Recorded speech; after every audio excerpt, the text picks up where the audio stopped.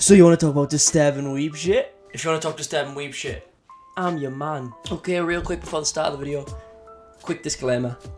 The titles I'm going to be talking about go over most of the dark themes you could genuinely think of, you know. Murder, pretty standard. Child murder, a bit rare to see. Drug abuse, rape, suicide, torture, self-mutilation, cannibalism, mental health. You know, most things you could call fucking depraved in this world or just borderline insane. Also, I won't be saying which themes pertain to which titles I'm talking about to avoid as many spoilers as possible. So if you're faint of heart, give it a miss. Give it all of these a miss. These aren't right for you. But with that being said, let's get disturbed. Jesus Christ, shitting heat wave.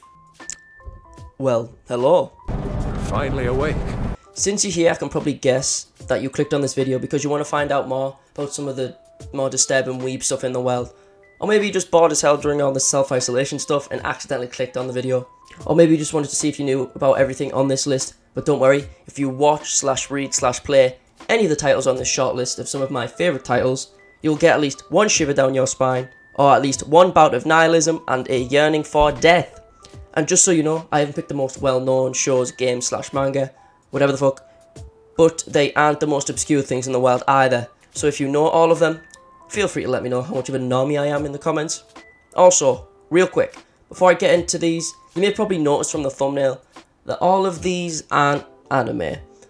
I couldn't think of what else to call the video, but they use the anime art style, so I guess it's kinda not clickbait, but sorry, it's totally fucking clickbait. I'll be talking about a VN, an anime, and a manga, in that order.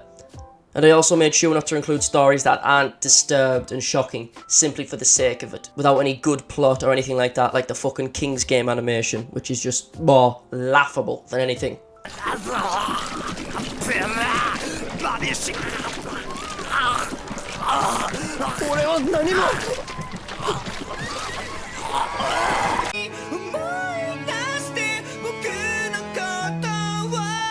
So let's get down to brass tacks and discuss these 3 fucked titles. Let's start off strong with one of my favourite visual novels of all time. I enjoyed it so much, in fact, I even made a video about it. Wow. Shameless plug. I'm sorry. I need to feed the children. So Psionic Attack is quite an old visual novel, as it was originally released in Japan back in 2003 with the famous Gen Urobuchi at the helm. He has worked on quite a few shows and manga in his time, most popular of which being Madoka Magica, Black Lagoon, the Fate series, Psycho Pass, and a bunch more. And his style of writing can be quite an acquired taste. What the fuck? I am personally a fan of most of his work. If you've seen any of his works in the past, Saya greatly emphasises Urobuchi's absurd nihilism. Jesus Christ, dude, are you okay? Now, on to the actual topic at hand. Psionic Attack's plot, which is the main draw of any visual novel, and clearly not the gameplay, focuses on Sakisaka Fuminori, a medical student who was recently in a car accident which left him with a good old case of crime alley syndrome, as both his parents died in the accident. The accident also caused him to develop a strange form of agnosia. Agnosia, which Oxford Dictionary defines as an inability to interpret sensations and hence to recognise things, typically as a result of brain damage. In layman's terms, he sees the world as this shit show. Also, the sounds you've been hearing throughout the video is probably the soundtrack, which I think perfectly captures the feel and struggle of Fuminori in this hellscape. I mean, look at my video if you want to know more about it, because I can't go into too much depth here because I don't have enough time, but the soundtrack is sick. The game starts with Fuminori briefing us on his recent perception changes and how there is only one thing in his life that is normal, in quotation marks, and that is the titular Saya, a small lolly girl who will do anything for you. Wink wink nudge nudge. But seriously, despite how little I have said about the plot, in my opinion it was one of my favourite visual novels of all time, simply because of its plot. But Saya suffers from one of the big withdrawals, or pluses depending on how you view it, and that is the fact that the game falls into the eroge category of games, and as a result there are some very gratuitous sex scenes. Despite this, the game will subvert your expectations and attempt to weave these simple acts of debatably meh sex scenes into the plot. If you don't mind a little bit of hentai in your game, or you can get past it for a good plot, like if you like Game of Thrones, if you can go through the sex for that, I feel this game is for you. But if you shy away from some of the more overt sexual content in your games, I suggest giving it a pass. Despite my love for it, and another entry on this list that suffers from a very similar problem, give it a miss. Because the sex scenes can sometimes be very abrupt and unnecessary, and feel out of place. But if you can look past them for the plot, and yet again a plot that I feel most people should experience at least once, give it a go. Yet again I apologise for the vagueness of this brief synopsis, but if you do choose to take any of my suggestions, please try to go in blind. Like, I'm being so vague as possible to keep you as blind as possible. I don't want any spoilers for you. I'm just literally giving you the first 5 seconds of the game. I don't want to say anything more than that, because potential spoilers. No, just go in. Don't worry about it. Now, before I finish talking about Saya, I have to talk about the comic, which is, the art style is great and suits the tone of the story perfectly, but the story, it's not even Saya anymore.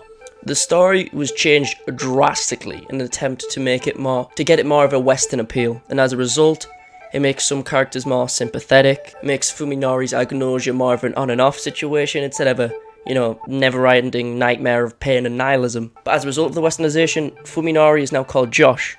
So, maybe it ain't so bad, maybe it's not so bad. But a lot of the themes and arcs from the original VN are lost in translation, so I suggest reading the comic only if you become a fan of the original game and are curious about the differences. And all I will say is, set your expectations accordingly, don't expect a lot. Besides the great art style, it's not the best. Okay, good, on to another one of my favourites. Random break to tell you to wash your hands, you disease-ridden piece of filth. Stay safe. I'm doing my part. I'm doing my part.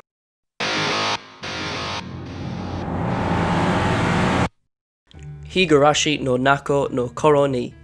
Fucking nailed it. Higurashi is a lot less sexual than the previous entry, but that doesn't mean it is any less disturbing or intriguing, for a matter of fact. Higurashi no Naka no Koroni, or When the Evening Cicadas Cry, or When the Cicadas Cry, etc. It has a bunch of translations and names. I believe is a great series, but the great thing about it is that you can choose any way you want to experience the plot. You can watch the fantastic anime adaptation, just look at the scores on my anime list. You can play the game if you so choose, which there are a lot of, or if not, you could just watch a playthrough of them. But if you do, be wary, it's hundreds of hours. Or if you feel like reading, you can read the manga. Or if you don't like the pictures for some reason, unlike me, an absolute caveman who can't read without pictures, you could read the light novels. And you could also, if you feel like it, watch the live action. For some reason, we don't talk about it. The live action Higurashi it's kind of meh. We don't really talk about it, so it's fine. Which means if you want to experience the plot, you can do so in any way you could think of, besides the Alexa add-on. It's called Amazon Echo. How's it going? I'm just finishing up right now. Is it on? Oh, it's always on. Can it hear me right now? Nope. It only hears you when you use the wake word we chose. Well, what does it do? What do you do? Well, I don't know. No! I can't take this anymore! If you hate me so much, then just go ahead and kill me! Starting now. Dad's not a morning person, but Echo definitely helps him wake up. Arm off. You gotta get up. It's Saturday. Now, let's talk about the actual story, and as vaguely as possible, as is in fact a mystery. The story focuses on a group of friends in the remote village of Hinamizawa in Japan, which is based on a real place in Japan called Shirakawa. Ooh, interesting. We start with Keiichi, a teen who recently moved into the village and began feeling suspicious about some of the village's darker secrets. Due to the disagreement and apprehension of some of his friends, people around town are causing him to grow more and more curious and investigate more, which leads to... I want to be even vaguer about this plot, as the story hinges around the mystery, and as such, if you think I'm trying to bait you with this cutesy art style, believe me, I'm not. The show gets hella dark, hella fucking quick, and within the first episode, you're going to be intrigued and interested, or you're just going to be repulsed and confused. But trust me, this mystery is worth sticking with to the end. Personally, myself, I would recommend the anime series, as the games have multiple versions, some with voice acting, some with different endings, and it can get a bit boring sometimes having to simply look at text on a screen at all times, because some of these can be hella long, unless it's Saya baby, woo! That's the good stuff. And the anime does a good job of adapting the content from the game. As I have failed all languages I have ever studied, my bitch ass ain't reading the light novels, so I can't say whether the light novels is the best way to experience the plot, but personally I love the anime and the games. But if you want to see the updated version of the show, just wait around this year, as it seems we're getting a reboot or an addition to the series, and I am quite hyped for it. I mean, look at it, it's so pretty, and it's gonna get so gruesome, except for Keiichi's face. What the fuck have they done to my boy? And just to get you interested here, here's the first clip of the entire series.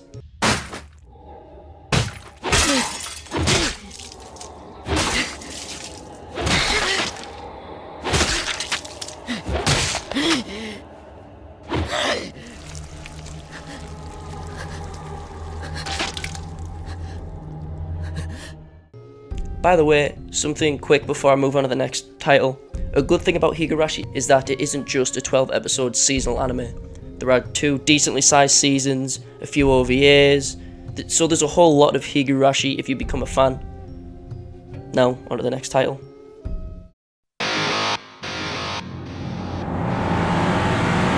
Metamorphosis, or Emergence. This is the most recent out of the 3, which has become a bit of a meme among some of the more hardcore weebs, and as a result is forever associated with its thread number 177013 on a certain website that I totally don't use. The story follows a young girl, Saki, who is a 3rd year in middle school, and how she decides to change her looks as she realises she has no friends, but as it is on this website, we all know that's not all that happens. We see her slowly descend and suffer heinous acts by the people around her. I am being vague, but in this case, it is to protect the plot, because, well, I can't say everything that happens to her on this platform without getting flagged or something. Let's just say she suffers mentally, emotionally and physically at the hands of people she loved or loves, and as a result begins to break. I would go into more detail, but I think I may do a separate video for all 3 of these in the future.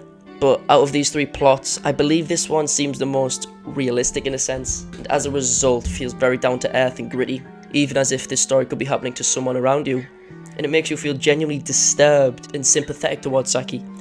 From the way I'm describing the story to you, you may be wondering why the story is on this website, and it's because it suffers from a very similar problem to Sai no Uta, but in a more logical sense, because this is straight up a hentai, and as a result the sex scenes are just as overt, even more so than Saya, and just as plentiful.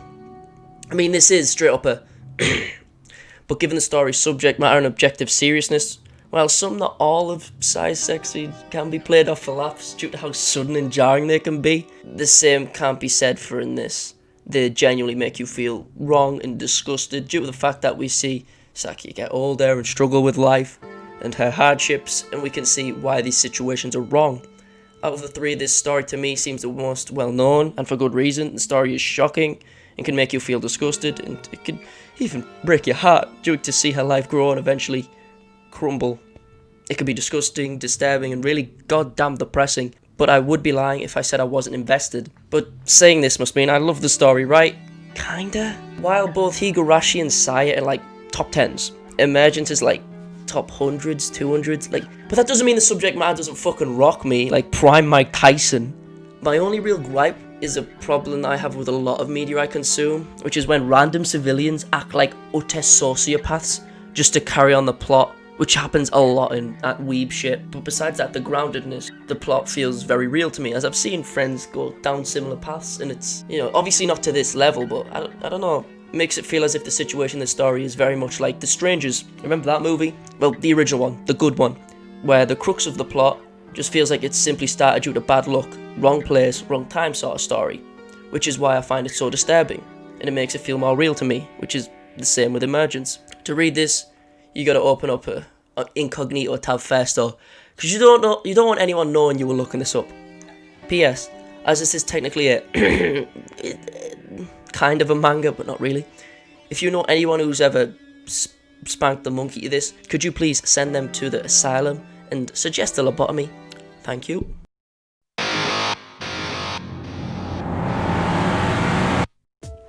Real quick, sorry in advance, because I always forget to say shit in my intros. I'm going to be constantly looking down at the notes I've made of shit that I need to say, so sorry in advance if I'm not looking directly at the camera. If you couldn't tell, the video itself was recorded a month ago. If you can't tell by my slick ass fresh trim now, don't look at my hairline. Don't look. Also, sorry, real quick, sorry for how long this video took to come out. I know, I'm sorry. I've currently been moving, if you couldn't tell. So yeah, sorry about that. Sorry for the vagueness throughout the video.